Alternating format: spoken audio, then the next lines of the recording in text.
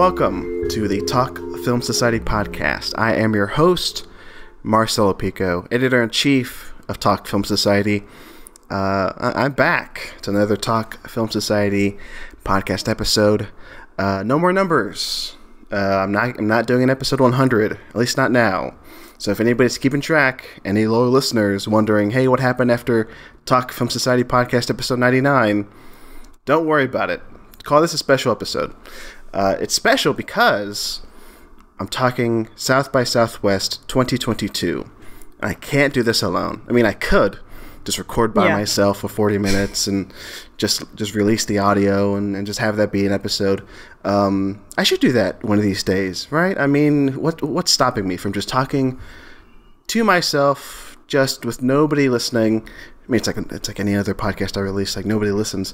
But somebody's going to listen to this, assuredly, because I have a guest who is well known. She is a consultant for Talk Film Society who somehow covered the festival for Talk Film Society as press. I don't know how she wrangled that. She's also the editor-in-chief of film-cred.com. It's Sara Sorrentino. Hello, Sara. Hi, Marcelo. How are you doing? I'm here. Okay. Great. This is the kind of energy I love. Just capture it in the podcast medium. That's why people are here. That's why people are here. I am rusty. I haven't podcasted in a while. Sara, you have been at South by Southwest before, haven't you? Yes. Feel free to expound on any answers. Expound? Expound. Expound on them, Sara. Let me ask you another question. Yeah. When's the last time you were in person for South by Southwest? 2019. But 2019. I didn't pay for anything. I did all the free stuff 2019. Okay. Now, before we dive into South by Southwest, that's what we're talking about for the episode, 2022. Oh. I always do this every time we talk about a festival. For anybody who's like wondering, hey, what's South by Southwest? Who are these people? Why are they talking about these letters and these four letters this way? South by Southwest, SXSW. That's the abbreviation. It's the Austin Film Music Tech Festival that happens every March, or usually happens every March in person. And that's it. I mean, if over the course of a week and a half, hundreds, seemingly, of movies play. I don't know what the exact number is. Who the hell knows? But yeah, people come together. People come to Austin to watch movies for a week and a half, or go watch live music, or go to conferences about tech and NFTs or whatever. NIFs. Or NIFs, as people like to call them. But Sara and I covered the festival for Talk Film Society. I have published 4 reviews as of today. I published my 4th one today. I'm putting this out. This is going to be part of the coverage. Sara, how many reviews have you put out? I've written 3/4 of one. 3/4 and not sent it to you.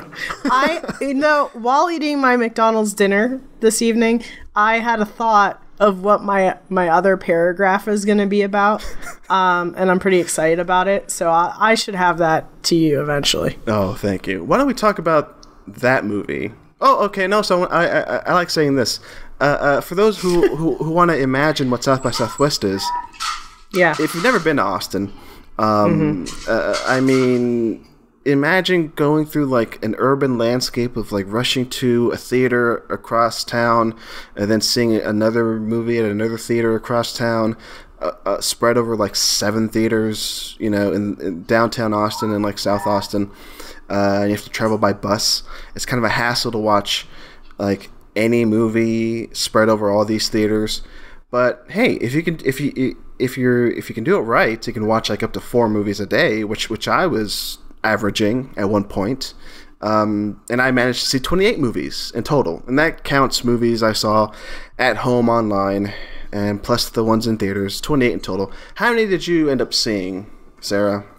I saw 9. Saw 9 movies. That's still impressive. That's very high for me. I've been to multiple film festivals and I've never seen that many. Wow. It's inspiring. When I told somebody that I watched 28, they were like, "Oh, that's a record." And I'm like, "No, I've heard people say they watch like 35, 40. Yeah, it's insane how many you can watch at the festival. But I watched 28. You watched 9. We're going to talk about some of these. Sarah, why don't we talk about the one that you're trying to review right now? Because it just so happens I wasn't there for the world premiere of this, but I did catch it at a special screening a week later. It's Everything Everywhere All at Once. Yes. Okay, and it's opening nationwide next week. It's opening in select cities on the 25th. I'm not sure when this episode's coming out. Maybe it's coming out. And it's opening in IMAX. Yeah, on the 30th of March. Breaking news. Yes, breaking news. So you were there at the world premiere. Yes, I was. I mean, so here we go. We won't dive into spoilers. Okay? I want you to tell me just the basics of this movie, Sarah. Okay. Your feelings, how that screening go, because it was the opening night screening. Tell me about Everything Everywhere All at Once. It was my favorite premiere at South by Southwest. And I've gone to multiple South by Southwest and multiple premieres at South by Southwest. Opening night premieres. Name some of the other ones you attended.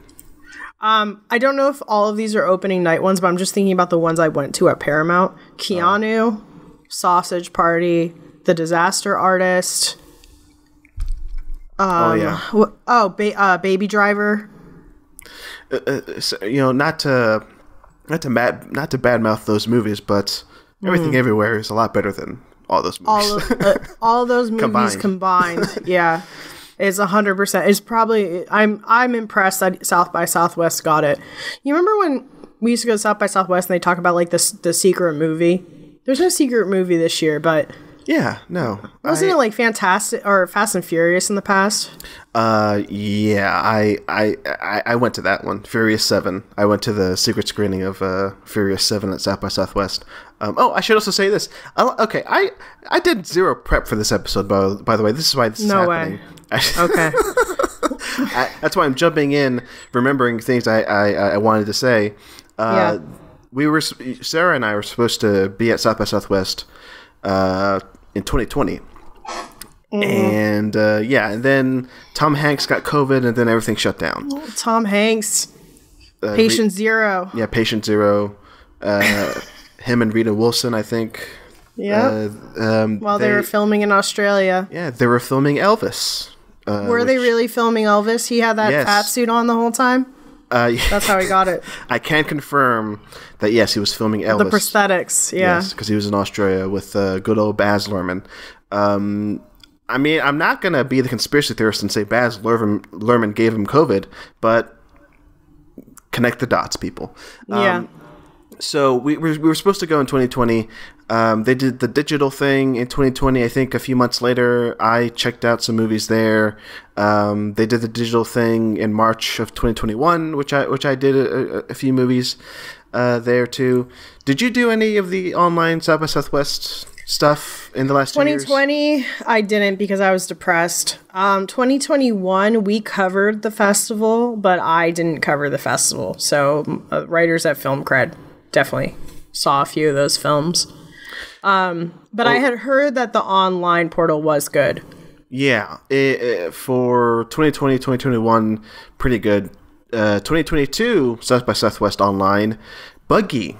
But when it worked, I did get to watch, most of the films I watched were in succession on a day where I took a day off.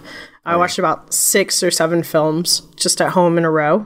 That's awesome. I did have some issues sometimes, but I got through it. It could have been a little better, though. Yeah, I had some problem with the app on my Apple TV. But regardless, it was a nice app, and I was able to see a few at home. Yeah. Okay, so cut to now. We're back in person. Were there any film festivals you went to virtually? I can't, or I was about to ask in person, but I'm pretty sure this was your first in-person film festival. Yes. In like 2 or 3 years, right? Yeah, this is my first in person in a while. I did cover Austin Film Festival digitally for Film Cred. Yeah. I popped into some Sundance online stuff, but I didn't pay for a full badge. I bought single tickets. Both of those were run very well online. Interesting. Yeah, because like over the last 2 years, I've talked to a few people who've done the online film fest stuff, and I'm happy that this year for South by Southwest, they incorporated some of that online element into the in-person stuff. And yeah, I mean, again, besides the bugginess, I think it all worked out, so that's good. Okay. No, I agree. Besides the bugginess, I mean, between being press, especially like we were, between the screenings in person, online, the press library that had a little bit of stuff, not a lot, but had some good stuff in there, and then on top of it, being able to ask for screeners from PR, like I've never had so much access. I always miss a lot because I'm trying to do everything, and I only end up watching like 4 or 5 films at most festivals. I did a lot better at this festival. Well, and that takes us back. See, this is like Everything Everywhere All at Once. It jumps back and forth between levels. Now we're gonna go back to Everything Everywhere All at Once. That premiere screening, the opening night screening. So this is for you the best opening night screening, or at least screening it at the Paramount Theater, which is a huge, it's the big theater in Austin that they play all the big movies at for South by. Best one you've been to, period. 100%, absolutely. I mean, it's just in general a very good film. I have a tendency to watch films at film festivals and like them a bit more. Yeah. Than if I had just sat down at home and turned it on. Just there's energy to it, but also like there's definite film festival like days that, like a movie like I saw Lemon at Sundance. Have you ever seen Lemon before? I don't think I've seen Lemon. What's that one about? Lemon, I think it has Brett Gallman in it. Let me just double check the name real quick while I'm talking. Okay. Lemon, but it's a comedy film that nobody watched except for me.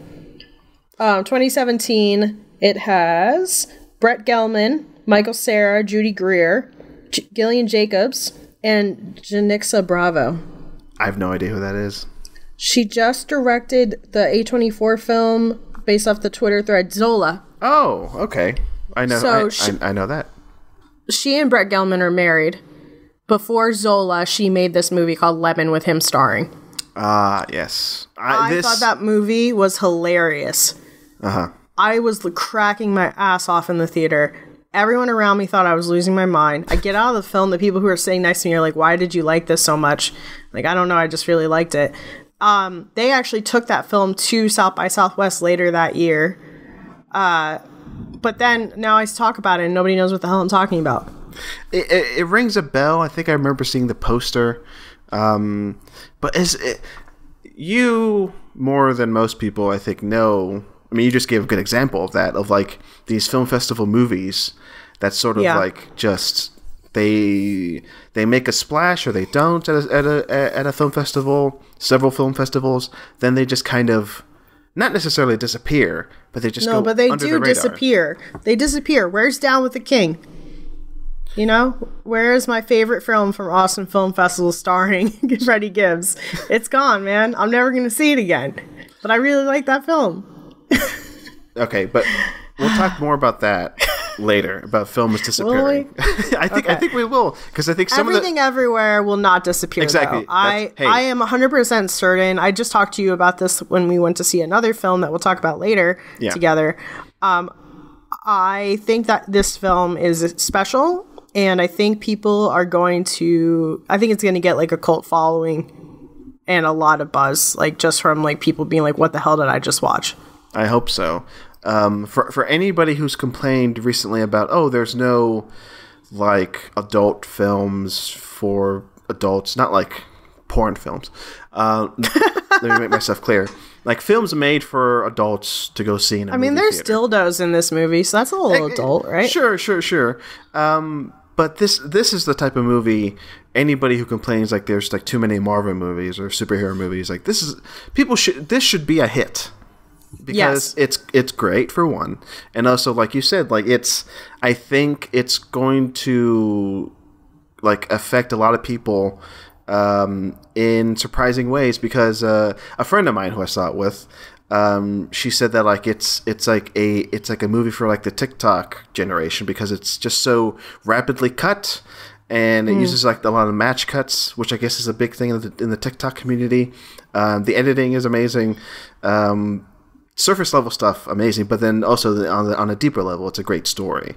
So it has everything for it to be a hit. I hope people go out to see it. It's the answer to people who complain about just everything being based off of IP. Yeah, exactly. I mean, sure, you can say like, oh, the multiverse, like that's, and also the Russos. That's a scientific thing. I know. I mean, my point is, sure.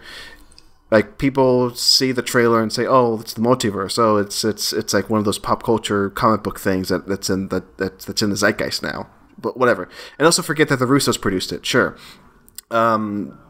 Besides all that, it tells a great story in a great way. And yeah, it's unlike a lot of movies you watch. Not you, Sarah, but like, I mean, just people. So there's a lot going for it. Michelle Yeoh is amazing. I loved her in this. The entire cast is amazing, but I just love her, and I love that she has a huge starring role. That I don't know. I hope people fall in love with this thing. I don't know what else I can say without spoiling it, Sarah. I mean, what else can you say about Everything Everywhere All at Once? I'm gonna spoil it right now. I'm gonna say it all right now. All right.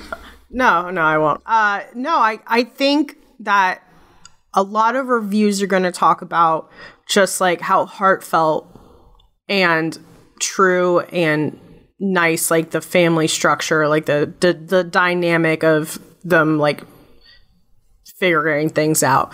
But the more I think about it, the more I think about first like the structure. There's a 3-act structure, but also there's the structure of like her resolving her issues with each family member. Yeah. And sometimes that overlaps. Her resolving her issues with every person in her life, even the tax lady. I'm trying to hint at that in my review, but the other thing that I don't think other people are giving enough credit for is Chee Hwan. Yes. I love his name. Chee Hwan. He's amazing. He's the only character... I mean, he's the only actor who is playing multiple versions of himself so starkly different. More so than anybody else in the movie. I mean, Michelle is playing multiple versions, but it's always the same psyche. The daughter is playing like 2 versions or so. I don't know if that's a spoiler. But he's playing stark, like really different versions of himself, and so well that I was like shocked that it was him sometimes, and I was impressed. Yeah, this is something I should have also said at the start of this conversation. I'm gonna give a quick synopsis, just off the top of the dome. I mean, just the basic stories. I mean, if you watch the trailer, you get that's the basic story. That's the story. Yeah, it's just a mother is, and like her family are dealing with this tax audit, and she's just dealing with like her relationship with like her husband, her daughter, this tax lady played by Jamie Lee Curtis, her father, and it all comes to a head when like the multiverse all of a sudden becomes a plot point, and that's all I'll say. But going back to Kwan, he's amazing, and like this isn't a spoiler. There's a portion of the movie that's shot like a Wong Kar-wai movie, and the way that he is presented, it's like he is one of the most handsome people ever shot on film. He's like debonair and like hot, and it's just he's never played a character like that. No. I mean, on top of that, he came out of retirement for this. They said 20 years he hasn't been in a film. Yeah, and to me, he stole the show in a lot of ways. I mean, everyone is so good, and I can't say that he stole it from Michelle because that's not even fair. But he just did so much impressive stuff that I can't get over it. Yeah, I'm in agreement with you. And like for those who don't know, he played Data in the Goonies and was Short Round in Temple of Doom, and has been working like behind the scenes for the last few decades as a stunt choreographer. Really? Yeah. Oh, that makes so much sense. Again, yeah, it's in the trailer if you've seen the trailer. But yeah, there's some stunt work in this that is amazing from him and Michelle Yeoh. It's so good. And I've only seen Goonies. I saw Goonies for the first time this year. And so I was like, oh, that's him? Holy crap, that's him. And I'm just so shocked. Even in the trailer, you just don't get the sense of like how many like layers he has. You just think he's doing like the husband and another version of the husband, but he's doing so much more. His emotional beats and like his monologues are amazing. And the character... his central character is just so good, and he's like the hero in a lot of ways. Yeah, no, I dug him. He's fantastic in this. The movie's fantastic, folks. Go out to see Everything Everywhere All at Once. Yes, it's if I had seen it at South by, it probably would be like maybe my second favorite. I'll get to my first favorite later. It's my first favorite. Yeah, out of the 9 you saw. So why don't we talk about another movie? So that was Everything Everywhere. Why don't we talk about the other movie we saw together, Sarah? Or one of the other ones. Is it Spin Me Round? Yeah, let's talk about that. Is it the worst movie of the festival, Spin Me Round? See, okay. What's funny is... it's the worst. Here, I'm going to tell a quick story. And you know me and stories, Sarah. This is going to go somewhere. So this year, I tried to do something different than past years. I tried to talk to people, right? I talked to some people when I tried to get into I Love My Dad, that screening. We didn't get in, but we had a good conversation. That was one example of me talking to people. It's like, oh, this is fine, I guess. I don't normally do this, but I'm talking to strangers. And then a few days later, I was waiting to see Apollo 10.5 for South by, and somebody in line was there, and we started a conversation. It's like, oh, okay, this is how it works. A conversation with like strangers. And then I told her, I was like, what is the worst movie you saw at the festival so far? And this was like the last day of South by. This was like the second Saturday, right? And then she was like, oh, I don't know. I don't want to talk bad about any movie. It's like, what if the filmmakers are around? And it's like, and I'm like, okay. How about like one you had an issue with? And then I said, for me, I'll give my example. It's Spin Me Round. And she goes, yes, that movie. And I don't think you know this. I've been meaning to tell you. Okay, first let's talk about the movie in general, okay? Yeah, in general, it was bad. I had a really bad time. I also don't know when or if this movie is coming out. I'm sure it'll get picked up. I'm going to do a quick search. I'm sure it'll get picked up, like, it'll probably be like an Amazon or Netflix release. Well, Little Hours got picked up by Amazon eventually, right? Is that what happened with Little Hours? So it's like that all over again. I looked back in my pictures from Sundance one manic night when I couldn't sleep. I was just going through my entire Instagram, don't ask. And I saw a picture of this director standing next to Aubrey Plaza, standing next to Alison Brie for the premiere of Little Hours at Sundance. And this what year? I think that was 2017. Yeah, it just says here 2017. Yeah. So I have a picture of all three of them standing next to each other because I was pretty close in the front row, and I was just like, people, celebrities. So I took a picture, and now I look back at it, and I'm like, these assholes. Why would they keep doing this? I don't like Little Hours to begin with. Do you know why he keeps doing it? Because he's married. Because he's married to he's baby mama to Aubrey Plaza, and then he films his wife making out and more with Alison Brie, and that's supposed to make me really love the movie, but it didn't. I'm the target audience for this, and I feel hurt. They also made Horse Girl together, which was a Netflix movie. So I have not seen that. I don't know if I'm going to see that. No. I don't like the name of it. Okay, so spin me around. Here's the official Letterboxd synopsis. Okay. Okay.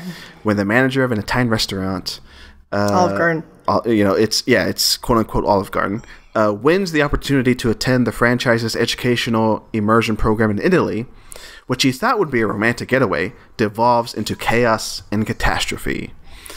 And the cast, yes, includes Alison Brie, Aubrey Plaza. I can't pronounce this guy's name, but he's great. Alexandro Nivola, Molly Shannon, Lil Ray Howery, Tim Heidecker, Zach Woods. Those are the big names in the cast. This movie was the worst one I saw at the festival. Yeah. Out of the 28, okay? There's so many good comedians in there. It's really sad. I mean, they don't care, though. You know what I mean? Okay. So we had a running theory, or you had a theory that they shot this weird theory. Like 5 years ago, right? Okay, I only said that because there is a scene in this film that very clearly she's on like an iPad talking to her friend back home, and it says the date 2017 up in the top of the iPad, and it's pretty bold. Like, it's not, I wasn't looking for it. It's just very visibly said 2017. And I was like, what does that mean? When did they film this thing? What is going on right now?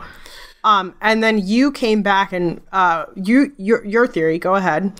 Oh, and my theory was like, it just feels like one of those COVID bubble movies. Because like that was the big thing this year, seeing a lot of movies shot in one location, shot over the pandemic, with like a group of friends. So that was my theory. It's like one of those movies. Yeah, which is a good theory, but it didn't at first explain why they chose 2017 as the year of the film. But then you were like, because it's pre-COVID. Yeah, and then my theory ended up being true because I think the Wikipedia says, oh, they shot this in the summer of 2021, and I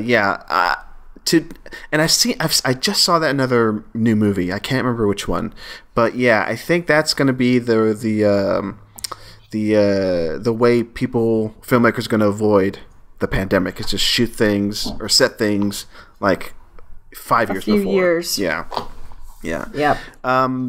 But that was just a weird aspect of this movie. I mean, folks, we just talked for like 3 minutes about the timeline of this movie, and not the movie itself. No, here's my issue with this movie, okay? The movie is at first supposed to be, it's kind of funny with the premise, but it takes a really long time to ramp up to actually be funny. It's kind of just sad at the beginning.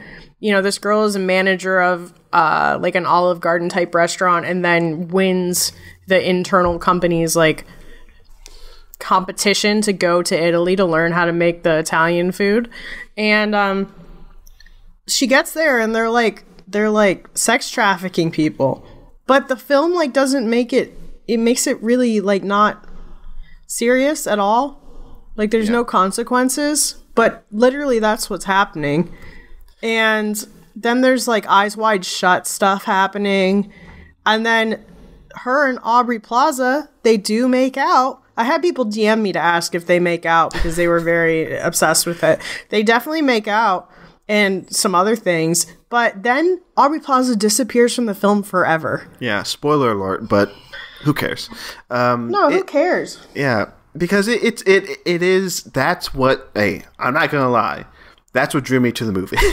That's what drew us all to the movie. Yeah. And then they just gave us that and there's no ending lesbian stuff. Like, they don't even, like, see each other again. That's it. It's messed up. If you go to the Letterboxd page, and I'm sure this is on IMDb too, you'll see a still from the movie with Brie and Plaza on a moped together.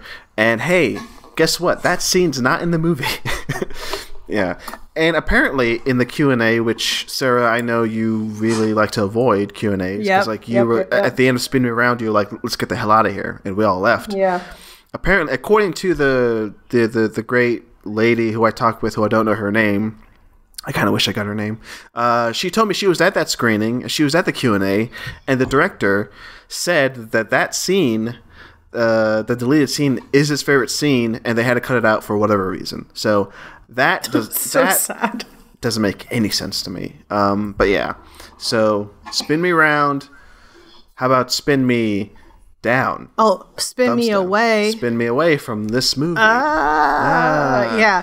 I think they were even kind of embarrassed. I mean, we got the director and Tim Heidecker. Oh, and the Disney girl was there. Oh, and Zach Woods was there, who was like the... Oh, hey, Zach Woods was the best part of this movie. Yeah, I was going to say, for me, the all-star of this movie. Zach Woods, you deserve better, bro. Yes, Zach Woods gets a special award for me. I'm calling it the Zach Woods Award. Yeah. So Spinning Around, again, look for it on Netflix like in 3 months or something. It'll just be one of those like random dropped. It's like, hey, what about this movie? Don't look for it. And then you forget about it a week later. Yeah. Okay. So why don't we talk about a good movie? Okay, what's a good movie you saw, Sarah? Oh, that's a great question. Here it is. Cheese. Oh. Chee $E. Yes, it's a movie I reviewed. I published this review. It's out there. Go read it. So directed by Damien Marcano. Why don't I read the synopsis since I have it here? Way down the island countryside, behind God's back, as they say, as the locals call it, tired of monotonous village life, Skimma dreams of just seeing something different. But after receiving the news that he has gotten Rebecca pregnant and his constant complaints about his small village, he embraces a new profession, the village pot supplier. So that's the premise. That's the plot of Cheese. And I went into this... what I love about film festivals, Sarah, indulge me, is just knowing nothing. It's like going in blind. It's like just expecting nothing. Just let's see. And I just watched this at home, like I think a day or two before the fest actually started, because I was like, oh, I'm just gonna watch as many as I can and review some. I was like, oh, this is great. Like this is really well shot. This is funny. Has enough drama. Has enough like great character beats. I love this movie. I wrote a glowing review. And something you may not know, Sarah, is like the director. He's done some work outside of like where he shot this, because this was shot in Trinidad and Tobago. He shot I think an episode or two of that new Lakers series on HBO. I did actually find that out. I was looking it up on my own and saw that. Yeah. Oh, actually, we got an email about it as well. Oh, what? Just now? No. During the festival, we got an email telling us about it. This was really good. Have you seen City of God? I don't think I have. No, I have not. City of God is Brazilian film that talks about like just the slums of Brazil, and like it's first person about the main character growing up there, and he has friends that are drug dealers, and he's a photographer. Beautiful, amazing film. That's like one of the best films I've ever seen. However, that a lot of it reminds me of this, with the style of just like this, the way it's shot. Everything is very yellow in this film. Cheese. And then also just like the way it's shot, and the cuts, like the way it's edited, the kind of the voiceover. But something that Cheese does even better than that is like I really love how they use subtitles to stylize the film. Yeah. That was really, really cool. I really like this film. It's also hilarious. A lot of hilarious jokes. I'm so excited because you told me that they were going to keep going with it. Yeah, and I really want to see more of it. Not to spoil it, but the ending is I'm not going to say cliffhanger. I'm just going to say it just ends abruptly. Yeah, it's not. You kind of either. I mean, it could have ended just like that, and you'd be like, oh, that's kind of sad, but it's not. You have to. I thought I would have to assume the worst happens to this character, but then I asked you, and you said that the idea is to keep going. In the press kit, the director writer explains that it's gonna.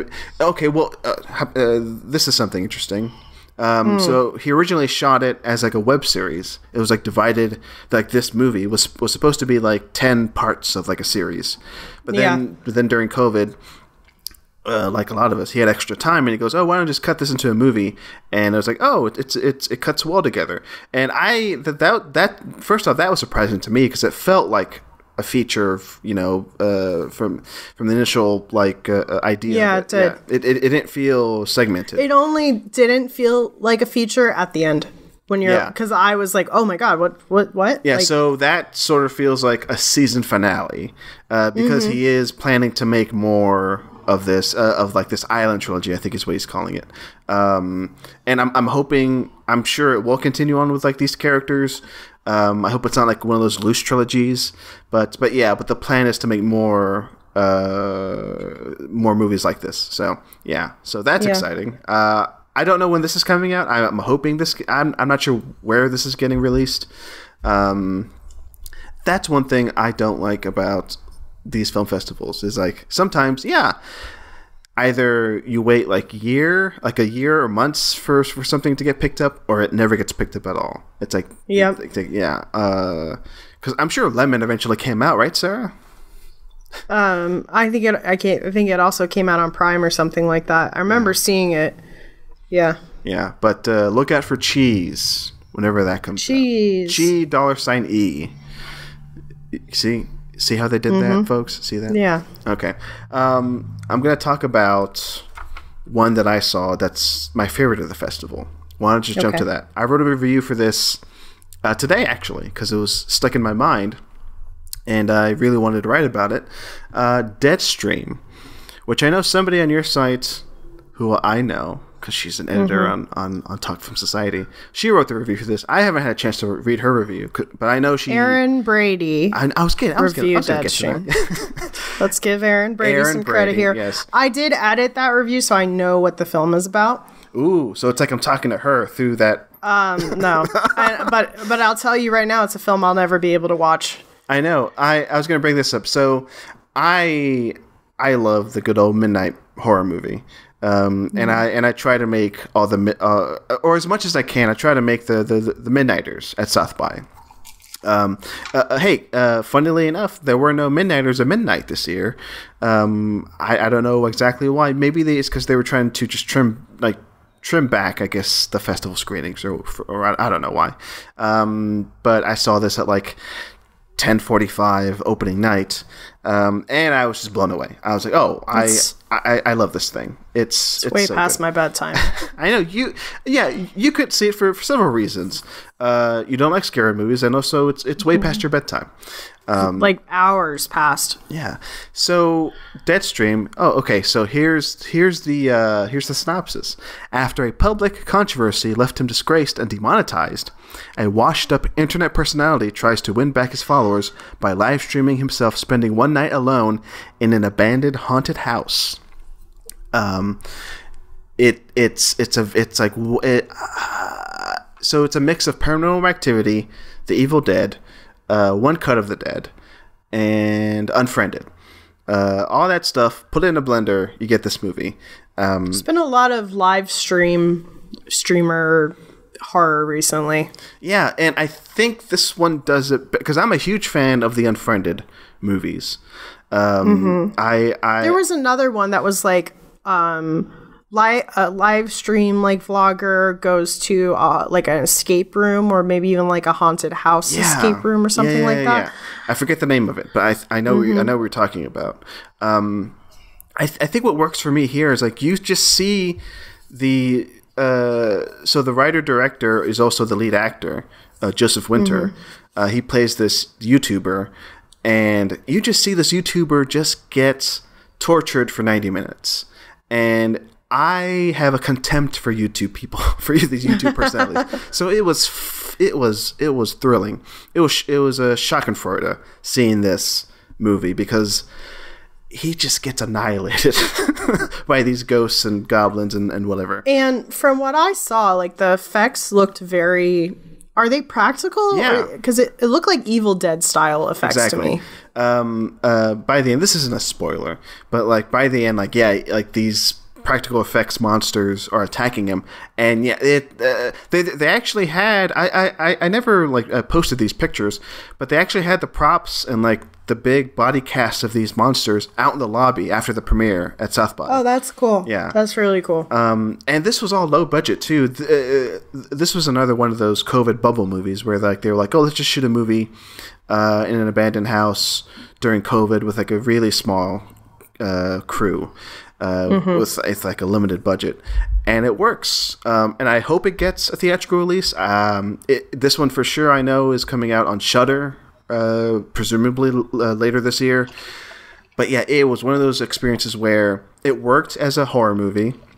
I got reminded of Paranormal Activity because like, and I'm talking the like original Paranormal Activity, not like the sequels that just like things get way overblown. It reminded me of Evil Dead and One Cut of the Dead. If you know and you love those movies, I think you'll love this one. And like the Unfriended aspect. If they were released like a PG cut of this, Sarah, I think you might appreciate aspects of this where it's like you see the live stream, and what's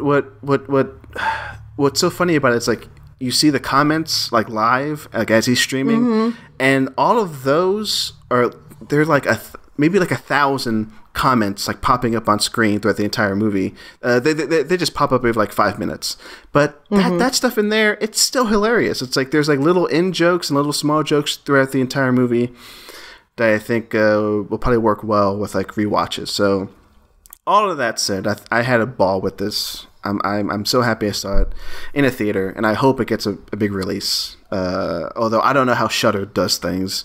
Maybe it'll get a limited release. Who knows? But Deadstream, my favorite of the fest. Happy to have seen it. So, what's a film that I like that you haven't seen? Crows Are White. Did you watch Crows Are White? I did not see Crows Are White. Tell me about Crows Are White. So I may review this, but Crows Are White is a documentary that it's kind of one of those documentaries that's supposed to start a certain way, but the director kind of ends up in another direction. Just because it gets more personal and things don't go the way he wants. It is centered around the director going to Japan, and I'm going to read the synopsis on Letterboxd. For over 1,000 years, a secretive Buddhist sect has lived on an isolated monastery in Japan, performing acts of extreme physical endurance in their pursuit of enlightenment. As a filmmaker struggling to reconcile his own desires with his faith, sets off to the strict monastery to search for answers. So it starts with him going to this monastery to talk to these kind of monks that are starving themselves for multiple days, doing 90 days of walking so many miles every night on the mountain, standing for so many days over time.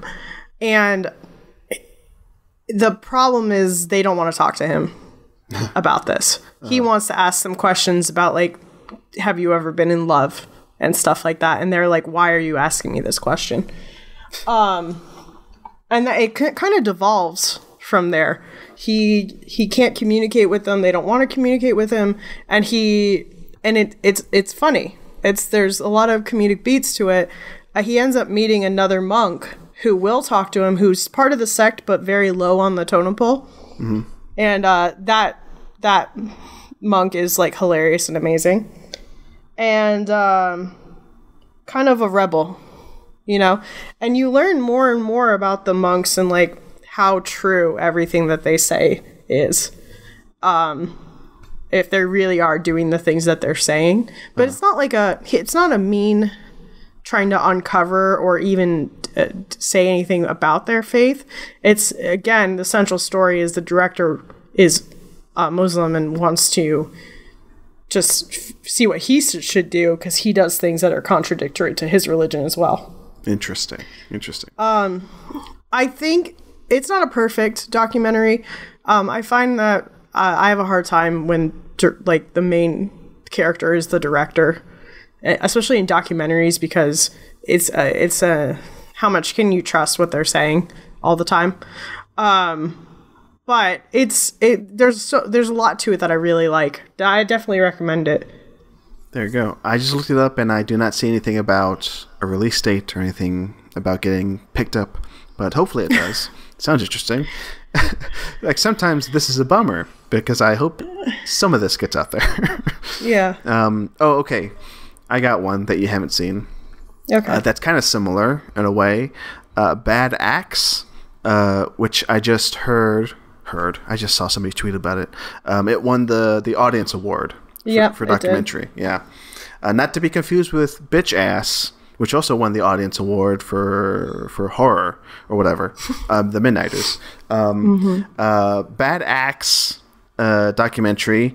Here, I'll read the synopsis off Letterboxd. A real-time portrait of 2020 unfolds as an Asian American family in Trump's rural America fights to keep their restaurants and the American dream alive in the face of a pandemic, neo-Nazis, and generational scars from the Cambodian killing fields. This started off like a personal diary, and like this director just ended up like living with his family in Michigan, like during the pandemic in March of 2020. Like that's like the opening scenes of the movie. It's like you see him pick up a camera. It's like, oh, I'm going to shoot something. And it ends up being like he catches some fantastic things. And like, I think every member of his family has like a great story to tell. And even like people who work at their restaurants have great stories to tell. And things become tense when the Black Lives Matter movement happens, and the family, who's like very liberal, like they go to this to a march in like Bad Axe, Michigan, which is like like the synopsis said, it's rural America, and a lot of Trump assholes there, and there are neo-Nazis there, and the neo-Nazis start harassing the family after that Black Lives Matter march, and yeah, it gets wild after that. But not only that, like the father in the family, like he survived the Cambodian killing field, so his story is like amazing. And like the daughter in the family, it's like she's in her 30s and like she's trying to like help run the restaurant, like and helping like her parents like try to survive, not only like keep the restaurant open, but like try to keep them like safe from COVID. So all this stuff is being juggled. I think by the end, it does a really good job of like just following a family and making it, sure, it's personal, but then kind of like you were saying, Sarah, like he kind of is the main character towards the end, but he does a smart thing of like stepping back and saying, yeah, I don't want to be in front of the camera all the time, so I'm just going to show like my family and what they're going through and have that be the story. So at least it's smart in that regard. But I think it's really good. I think it's worth seeing. Again, I do not know where this is going to be released, but I hope it's going to be released somewhere because I really did enjoy it. Did you watch Pirates? Yes, I did watch Pirates. We could talk about that. Did you have subtitles for Pirates? Oh, no, I did not have subtitles.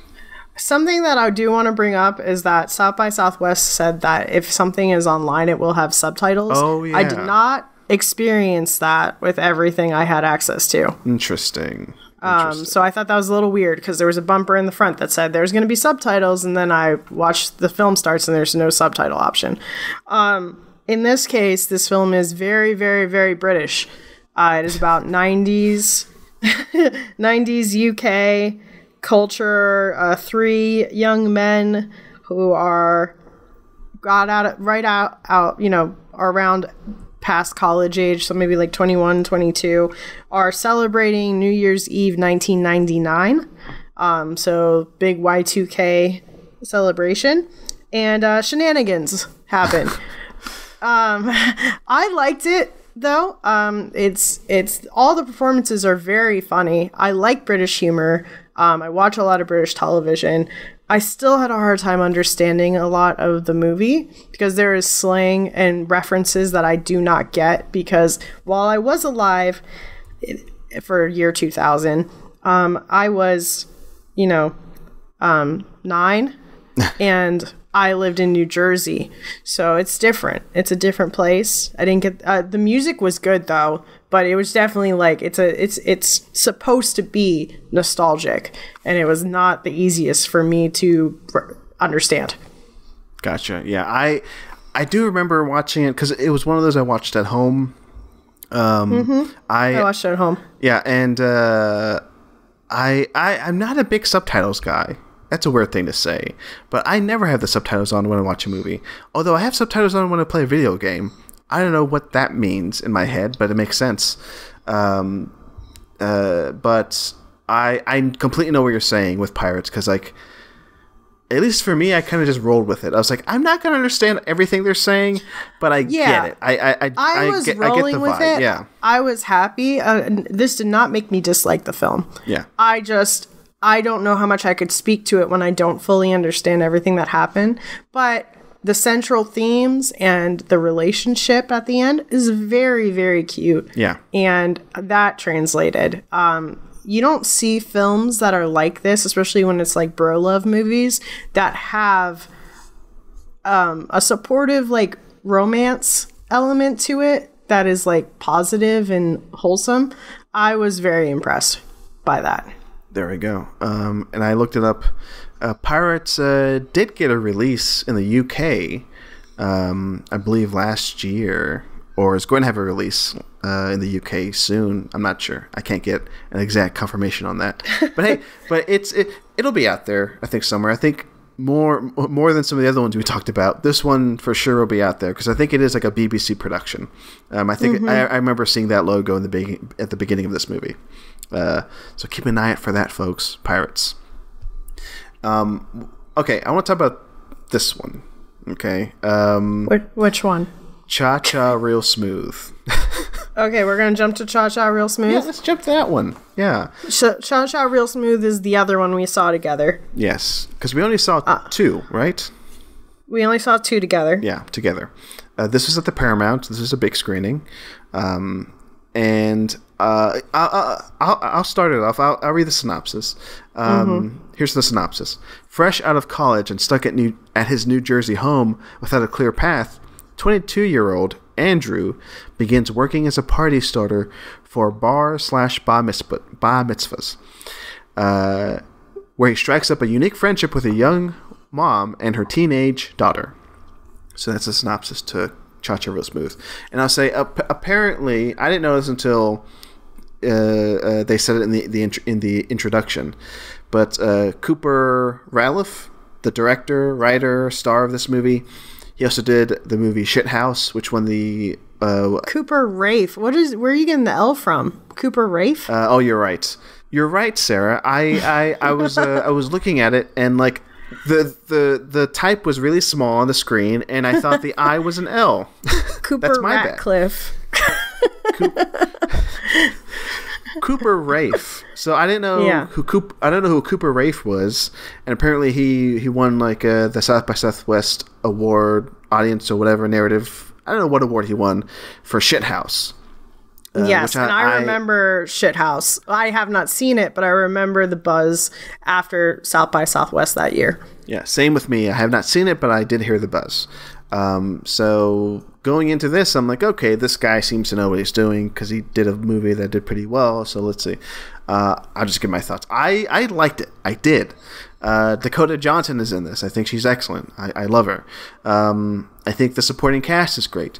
The young actress who plays the daughter, she has it's autism that she has, right, Sarah? Like, and I think Vanessa Berghardt. Yes, thank you. She is autistic. She does a fantastic job on screen. I loved her. Leslie Mann. Oh my god, I love Leslie Mann. I told you after the screening, Leslie Mann's my favorite. Okay. Yes, she is. And Brad Garrett's really good. I mean, yeah. The main, the lead of the movie, though, we can talk about more. I think I'm going to pass it off to you. Like, I had my problems with him, but other than that, I think it's a fine movie. I don't think it's really fantastic, but I really liked it by the end. I have my issues with it, though. But Sarah, what about you? What'd you think of this Cha Cha Real Smooth? So you and I talked about this movie. We left the Q&A because I can't listen to the Q&A, and I was ranting to you about my theory about this movie. So now you have a platform where more people can tune into this theory, Sarah. So go for it. Okay, I don't know if I am personally sold on Mr. Cooper. He seems Mr. Cooper Rayliff. He seems very nice. I don't feel like this film was poorly directed or poorly written, but I have feelings about him as an actor. I think he is awkward to a point where it's supposed to be charming, and I think a lot of people do see it as charming. I don't personally feel like it's super charming. I spent a lot of the film questioning his integrity, why he wrote a character for himself in this way. It is a character that is given faults, but only faults to a point, because he's still supposed to be this really lovable character. It feels a little disingenuous to me, but I compared this film to Frances Ha because I felt the same way after seeing that film. I didn't really see the charm that other people saw. I also didn't see... I think a lot of people see themselves in characters like this because there's so many qualities given. It's almost like a horoscope.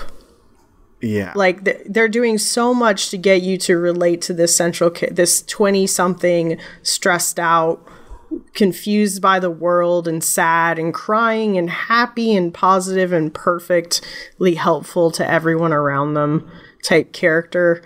In this case, Cooper's character is just... Every time he did something nice for someone in the movie, I questioned why. But I'm supposed to, at the end of the film, be like, oh, it's just because he loves everyone and cares about everyone. But it doesn't, it feels weird. It feels a little weird to me. I can see why this film is regarded so well, though. Dakota Johnson does a great job. Everyone does an excellent job. Even Cooper does fine. He just feels out of place. Yeah. And I think that's my main issue. And I did mention that after the screening, when you went on your Cooper Ray rant, I did agree with those points. And to me, it is like the Woody Allen conundrum, where like how often can you do that? And can you play the lead role that you wrote and you directed in, and portray yourself as like a quote unquote like not perfect, but like good person, and like how much of that it's like propaganda to a point, right? I mean, he's only done it twice now, and I haven't seen the first film. I'm only basing this off of this one performance. But this one performance, it does feel like him trying to sell you on him. Yeah, which I totally, I don't completely agree with you, but I see your point. And some of that plays into how I feel about him in the movie, because what you just said earlier about like him being out of place, I do agree with that. I think he is a little bit out of place, or maybe it's just that I'm not. I don't know. I can't even put it into words. Like if they had cast somebody else in that role, like maybe a more seasoned actor, like I think I would have liked this a lot more. I guess is my point. Yeah, I just think that based off his actual performance and decisions made with like how he's like his actual lines, there are scenes that I'm like, why would he say it that way? Yeah. Or like, I feel like it's skipping. It's weird. But it's still a good film. I just don't understand why this film in particular is treated like such a film festival darling. It's not as, it's not as great as I think people are making it out to be. I still did enjoy watching the movie. It is very funny. It did make me tear up at times. Yeah. I think it's it's a nice movie. I just, I couldn't help but go away from it thinking about what he's trying to say with his character. I'm pretty much with you. I think it's a really, really good movie. But is it one worthy of like the hype it's already gotten? I don't know. I don't think so. Yeah. So I think we kind of agree on this. Cha-Cha real smooth. Yeah.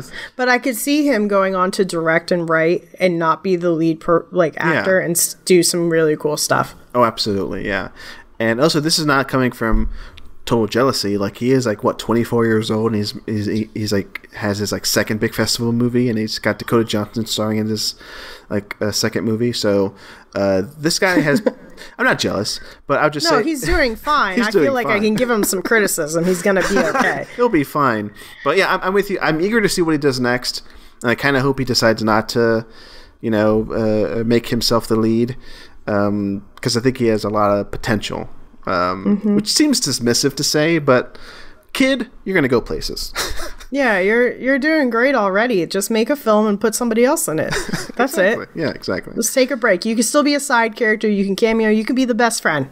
Yeah. It's not that he's not good looking or anything. He's a perfectly okay looking guy. His performances are weird, and it's questionable of why he acted and made certain choices. But still, very good. Dakota Johnson, really hot. No problems with Dakota Johnson. She's so good. I mean, you can say that. I can't say that. Yeah, I can say that. Okay. I think she's a fine actress. Actress. All right, so I know we're up to an hour mark, and I know you need to go to bed soon, Sarah. Yeah. Can I do like a quick I was going to say, let's round? Do a speed round. Go ahead. Speed round. Slashback is a really good Attack on the Block style kids fighting aliens film. Very, very good. It's not perfect. It's a little silly at times, but I thought it was great for what it was. Definitely recommend it. Slashback. Skate Dreams, documentary about girls skaters since the beginning of girls skating times. Really cool. Not so mind-blowingly cool that I feel like I need to recommend it, but if you are interested in skateboarding and the history of it and what's happening now and how it's kind of taken off more recently, for the best, because it took a while. I mean, they were getting really dismissed and it's bullshit. Skate Dreams, good watch. Seriously Red is my second least favorite film of the festival. Seriously Red, about an Australian lady who wants to be a Dolly Parton impersonator. I didn't get it. I didn't get a lot of the jokes. I think it's just hard to understand as an American audience. I think there's something more that I didn't get. Rose Byrne is in it, but hardly, which is really sad. Also, lesbian kiss that didn't take off. What's up going on? Oh yeah, it's like a theme. Yeah, South by Southwest. Come on, this is messed up. That's it for me, because that's everything I saw. Wow, so good. There's movies I missed though. I didn't see Linoleum. Ooh, which I was just gonna talk about real quick during my speed round, but I really liked Linoleum. I have a hard time saying it. Linoleum.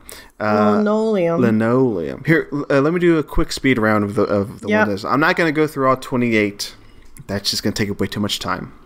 Linoleum. This one starring Jim Gaffigan, Rhea Seehorn. The least you know about this, the better. The general plot is Jim Gaffigan plays like this, like Bill Nye the Science Guy type of personality. He's going through like a midlife crisis where he's getting replaced. Like he got fired from his TV job, and now he's like building a rocket, and he's having like this dilemma in life, and the way it unravels and like the way it connects to like the story about Jim Gaffigan's daughter, like having this like friendship with this new kid in school, all of it ties together really well in the end. That's all I'll say. It's a really Men good will movie. Literally build a spaceship rather than go into therapy. Exactly. That's the review. The Kids in the Hall comedy punks documentary. This one is coming out on Amazon. I missed it. I was supposed to watch it online. I'll watch it on Amazon. Yeah, it'll be on Amazon because I think this was part of like Amazon's like big whole like Kids in the Hall is back sort of campaign, because right now they're filming the new season of Kids in the Hall for Amazon, and you see a tiny bit of that like making of at the end of this documentary, but the documentary overall is about like just how they got started and like their ups and downs, and it gets into like the inner fights they have, which I didn't know about. Like apparently everybody hated Dave Foley for a while there, and I was super surprised about that. But if you love Kids in the Hall, or if you love just like the history of comedy, then I think you'll love this documentary, Kids in the Hall, Comedy Punks. So that's really good. This Much I Know to Be True. That was the first film I saw at the festival in opening night. I chose to see this because I couldn't make Everything Everywhere all at once. But I'm happy I saw this. This is the new Andrew Dominic, Nick Cave documentary / concert film.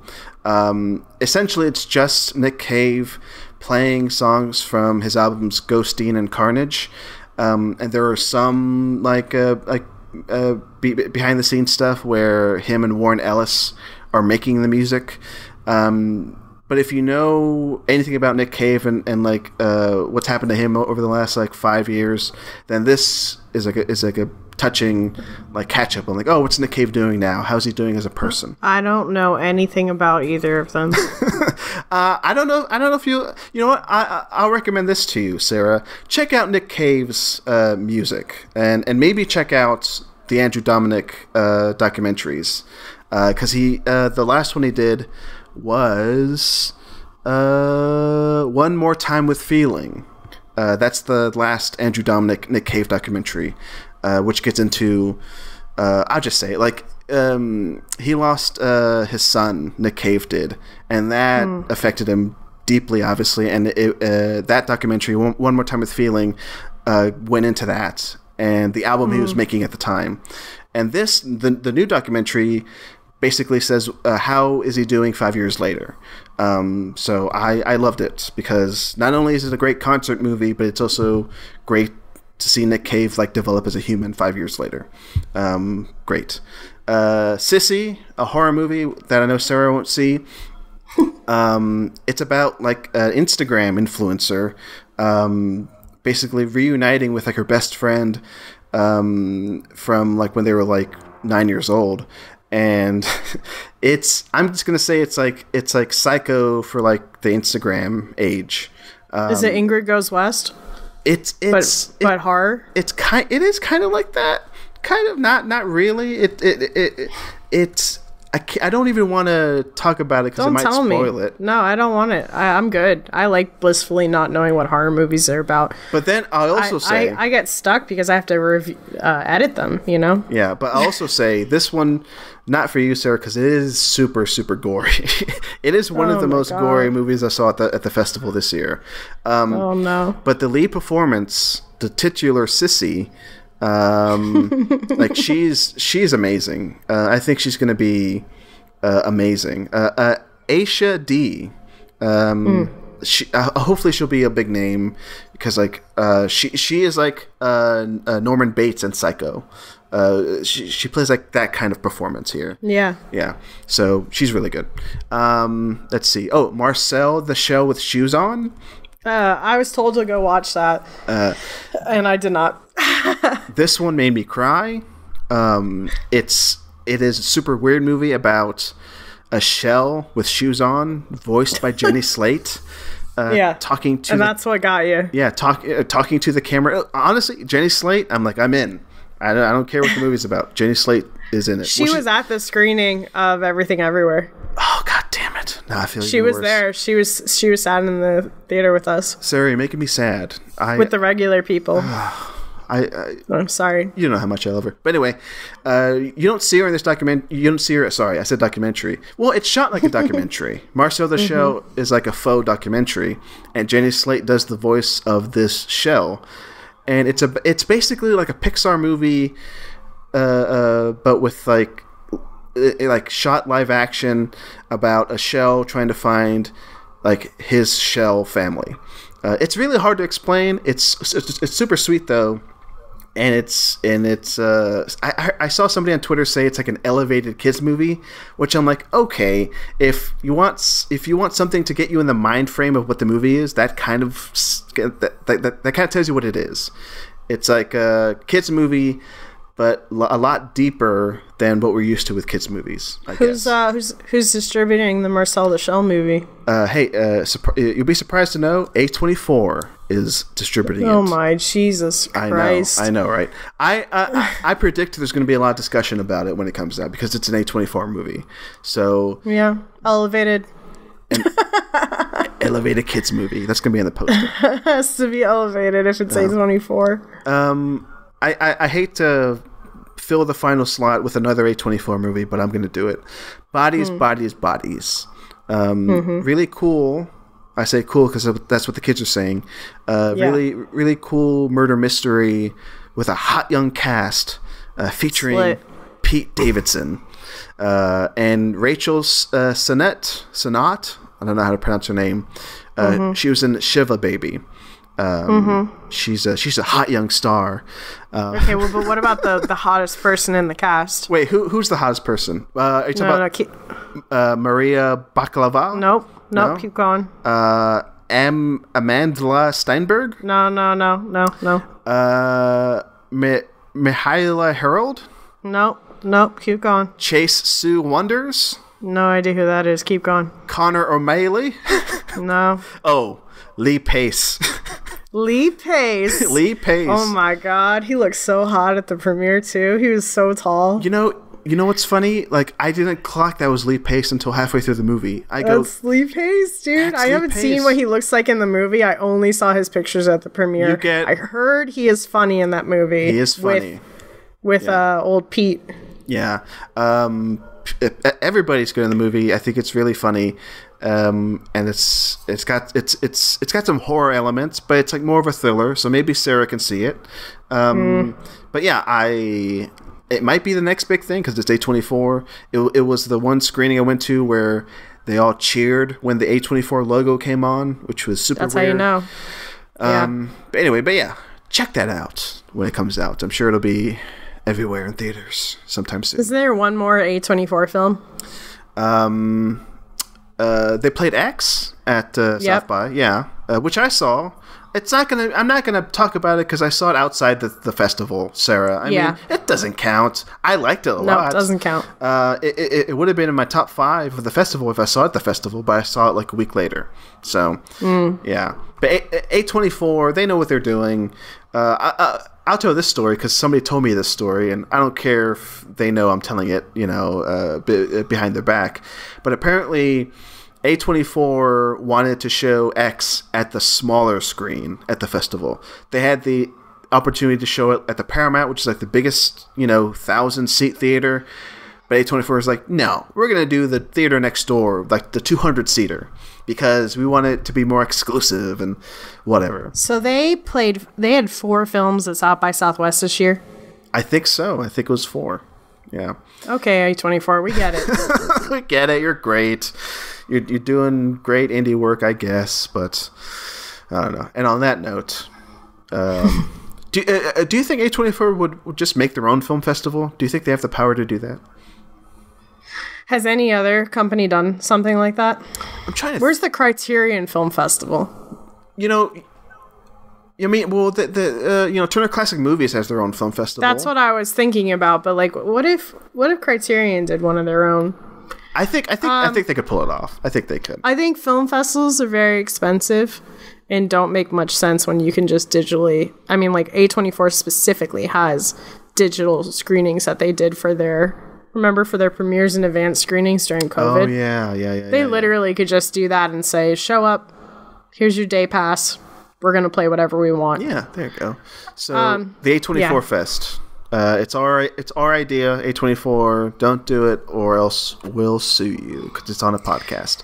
They already turned me down as a marketing intern when I was a youth. So dead to me. Gotta help. On that note, Sarah, thank you.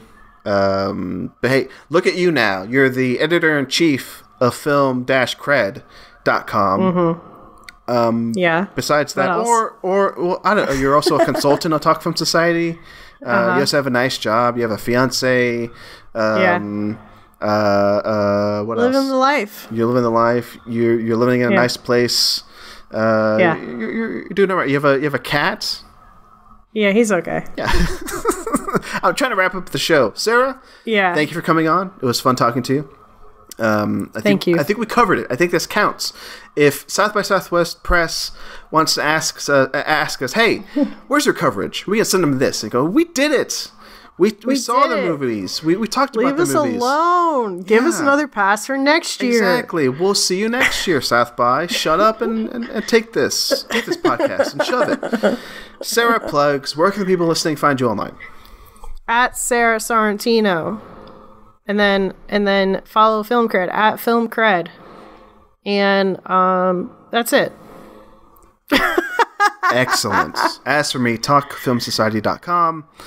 As of this recording, actually, I might release this tomorrow on Thursday, so you have another day to vote for the Talk Film Society Awards, talkfilmsociety.com/vote. If the voting's closed, then check out the winners on Twitter at TalkFilmSOC. They'll be posted this weekend as of this recording. Oh, you did? I have to look at your ballot. I only voted for the films I've seen, and the only films I've seen is Dune and Green Knight. So it was just Dune and Green Knight. Oh, Dune and Green Knight. Okay, that's fair. Dune and Green Knight, straight ballot. That's fair. And Mitchell's versus the Machines. That's it. That's the only movies I've seen from this year. Fair. I'm not going to say who's in the lead right now. I have the numbers, but... better be Green Knight. If it's Green Knight, then thanks Sara Sorrentino for that, if that wins Best Film. All right, that's enough from us and me in this podcast. Now it's time for my closing catchphrase. Again, I'll say, Sarah, thank you for coming on. I'm glad we did this over Skype. I mean, we could have done this in person, but we were busy. We saw each other enough over the last week. We knocked it out on a Wednesday evening. Thank you. And now for the catchphrase. Here we go. Oh God, what was it? I forgot the catchphrase. It's been way too long. That's the catchphrase. I forgot the catchphrase. Oh, I know what it is. See you at the movies. No, I never say that. All right, bye. That is the worst. I think I forgot the catchphrase is better.